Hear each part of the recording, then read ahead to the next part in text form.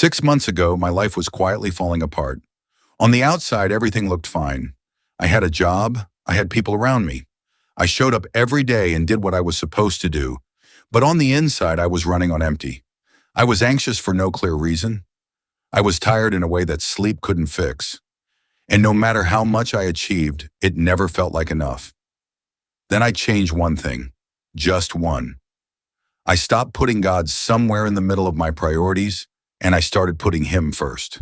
Before my phone, before my to-do list, before my own plans for the day. And what happened over the next few months changed the way I see everything. Today, I want to walk you through exactly what happens when you put God first every single day, no exceptions. Not the polished version, the real one. Stay with me until the end, because the last part of this video is the one piece that ties everything else together. Let's start with the truth most of us don't want to say out loud. Most of us live life backwards. We wake up and the first thing we reach for is our phone, not our faith. We check messages before we check in with God. We chase a promotion, a relationship, a number on a screen, and we tell ourselves, I'll get serious about my faith later, once things settle down. But here's what nobody tells you. Things never settle down. There's always another deadline, another crisis, another reason to wait. And the longer we wait, the more we build our entire life on a foundation that was never meant to hold the weight. I lived that exact life for years, busy, exhausted, successful by every outside measure, and still somehow empty. I used to think that emptiness was just what adult life felt like. I thought everyone was secretly tired and anxious, and we just didn't talk about it. It wasn't until I hit a point of real burnout that I was forced to ask a different question. Not how do I do more, but what am I actually building my life around? That question led me to one place, God, not as an idea I believed in on Sundays, but as the actual center of my daily life. Now let's clear something up, because I think this is where a lot of people get stuck before they even start. Putting God first does not mean quitting your job. It does not mean spending 5 hours in prayer every morning. It does not mean becoming someone you're not, or suddenly having all the answers. Putting God first means making Him the foundation of your life, not an accessory to it. Think about it this way. An accessory is something you add on when it's convenient. A foundation is something everything else is built on top of. When God is an accessory, He shows up in your life when you're desperate, when something goes wrong, when you need help fast. But when God is the foundation, He shows up first. Not because you're in crisis, but because that's simply the order you've chosen to live by. It's the difference between praying only when you're scared and praying because it's the most natural part of your day, like breathing. It's choosing obedience over convenience, even in the small, unglamorous moments nobody else sees. This is the real definition we're going to build the rest of this video around, so keep it in mind as we go.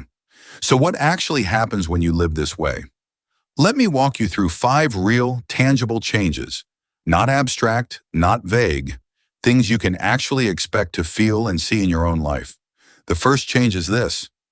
Your anxiety starts to quiet down. When God is first, you stop carrying the full weight of controlling everything yourself. There's a verse in Philippians that says, "Do not be anxious about anything, but in everything, through prayer and petition, present your requests to God." That's not just a nice sentence to put on a wall. It's a practical shift in how your mind operates. When you hand things over instead of gripping them tighter, your nervous system actually responds. You start sleeping better. Your mind isn't racing at 2 a.m. trying to solve every problem on your own. I noticed this myself within the first couple of weeks. There was a kind of background noise in my head that had been there for years, and it started to quiet down simply because I wasn't carrying everything alone anymore. The second change is this. Your relationships get healthier. When your sense of worth isn't built on what other people think of you, something shifts. You stop performing. You stop people-pleasing just to avoid conflict or feel approved of. You start setting boundaries, not out of fear, but out of peace. And here's the interesting part. The relationships that actually matter tend to get stronger, not weaker, because you're finally showing up as your real self instead of a curated version of you. People can feel the difference, even if they can't name it. The third change is this. your decisions become clearer. A lot of the confusion we feel in life doesn't come from a lack of options. It comes from competing priorities. Career versus faith, comfort versus obedience, what looks good versus what feels right. When God is first, your decision-making filter simplifies dramatically. Instead of asking, what will make me look successful? You start asking, does this align with who I'm becoming? That single question filters out so much noise. Decisions that used to keep me up at night started to feel obvious, almost simple, because I wasn't pulling in 5 different directions anymore. The fourth change is the one most people skip. And honestly, it might be the most important one on this list. Your mornings change everything. There is something powerful about giving God your first attention before the world gets a chance to. Spending even 10 minutes with Him before you touch your phone resets your entire nervous system for the day. You are starting from a place of being grounded, instead of starting from a place of being reactive. Most of us wake up and immediately absorb other people's opinions, other people's emergencies, other people's noise. By the time we've scrolled for 10 minutes, we've already let the world set the tone for our day. When you flip that order, God first, world second, you walk into your day instead of being dragged into it. And the fifth change is this: you start living with purpose, not just productivity. Busy and purposeful are not the same thing. You can fill every hour of your day and still feel like none of it matters. When God is first, your daily tasks start connecting to something bigger than just checking boxes off a list. Work feels different. Conversations feel different. Even ordinary, unremarkable days start to feel meaningful because you're not just performing tasks. You're living with intention. Now, I want to be honest with you about something because I think too many videos on this topic skip the hard part. This shift doesn't happen overnight, and it's not always comfortable. There were mornings I didn't want to wake up early. There were days I picked up my phone before I even remembered my intention to pray first. There were weeks where I felt like nothing was changing at all, and I almost gave up on the whole idea. I remember specifically thinking, this kind of consistency is for super spiritual people, not someone like me who's distracted and inconsistent and forgets half the time. But I started small. Just 5 minutes a day. No pressure to make it perfect. By week 3, I started to notice something. I wasn't reacting to stress the same way I used to. Small inconveniences that used to ruin my whole mood just rolled off me a little easier. By month 2, conversations with the people closest to me felt different, softer, more patient. I wasn't trying to control every outcome anymore. It wasn't instant magic. It was a slow, steady rebuilding, brick by brick, day by day. And that's exactly what I want for you too.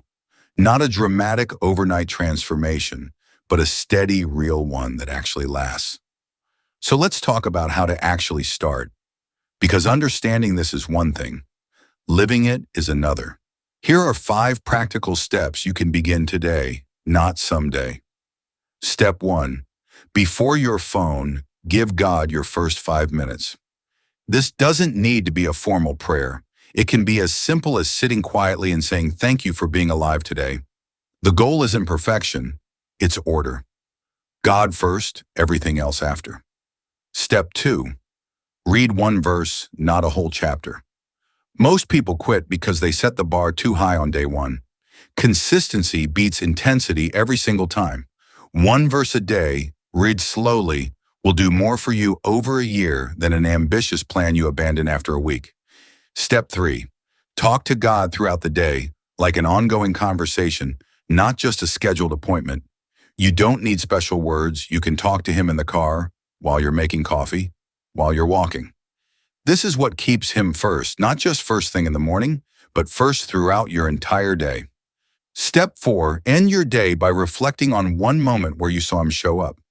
It might be small, a conversation that went better than expected, a sense of peace in a stressful moment, an answered prayer you almost didn't notice. Training yourself to look for these moments changes how you experience your whole life.